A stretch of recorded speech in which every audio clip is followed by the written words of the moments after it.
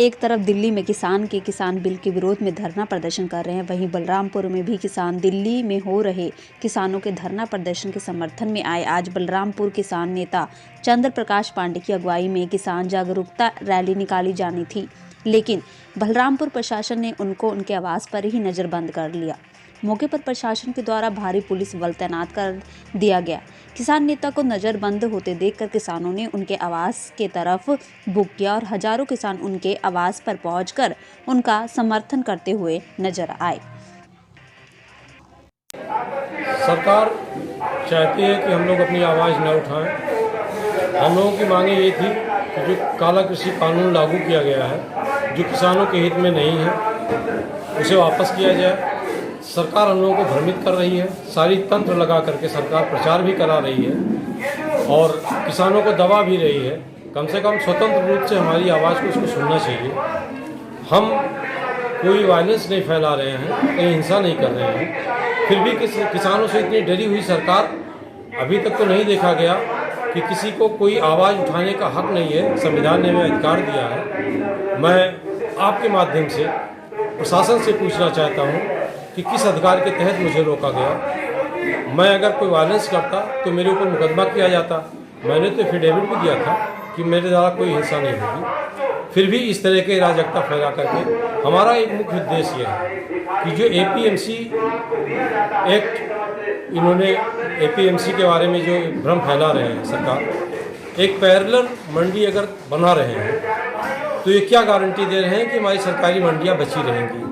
हमारी मांग सिर्फ इतनी है कि एमएसपी के लिए एक ऐसा कानून बनाया जाए जिसे एक संज्ञेय अपराध की श्रेणी में रखा जाए कि अगर एमएसपी से नीचे कोई भी किसान के उत्पाद को खरीद कर रहा है तो उसके विरुद्ध कानूनी कार्रवाई होनी चाहिए, उस पर दंडात्मक कार्रवाई होनी चाहिए, जुर्माना हो, उसको सजा भी हो। दूसरी चीज़ हमारी ये है कि जो इन्होंने कानून बना दिया कि किसान एसडीएम के आदेश या प्रशासनिक कलेक्टर हैं, इनके आदेश के अलावा वो न्यायालय नहीं जा सकता है।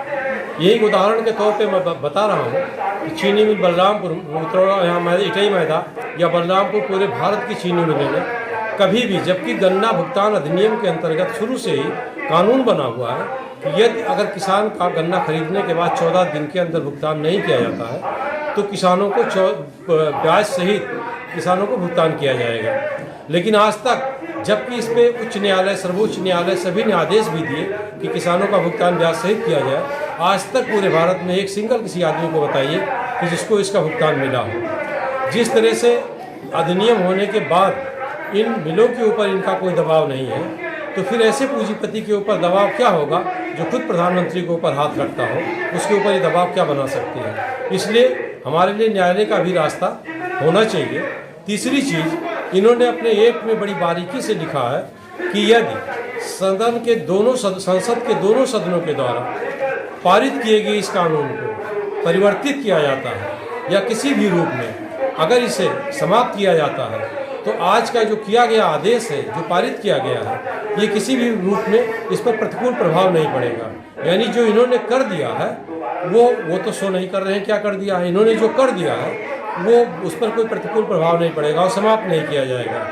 हमारी सबसे बड़ी मांग ये है कि 1955 की एसेंशियल कमोडिटी एक्ट, आवश्यक वस्तु अधिनियम, जिसे भंडारण के रूप में कि अधिक से अधिक भंडारण कोई व्यक्ति नहीं कर सकता है जिससे कि कालाबाजारी ना बढ़े, आपूर्ति घटे ना, इन्होंने उसको काला कानून के द्वारा एक कानूनी जामा पहना दिया गया है। उसको हटा करके कि जो भी उद्योगपति चाहे, जितना चाहे, उस वस्तु को उतना वो डंप कर सकता है, जिससे कालाबाजारी बढ़ेगी और आने वाले दिनों में निश्चित तौर पे देश के सभी नागरिक उससे प्रभावित होंगे, चाहे वो किसान हो, चाहे वो मजदूर हो, हर वर्ग का व्यापारी हो, हर व्यक्ति उससे प्रभावित होगा। आगे आप लोग की क्या रणनीति है? 2 तारीख को हमने एसडीएम महोदय को ज्ञापन दिया है। 2 जनवरी को हम लोग एक किसान सम्मेलन करना चाहते हैं। किसान महासभा की एक बैठक होगी तहसील गेट उतरौला पर। लेटेस्ट न्यूज देखने के लिए प्राइम ब्रेकिंग न्यूज चैनल को सब्सक्राइब करना ना भूलें और साथ ही डेली अपडेट्स पाने के लिए बेल आइकन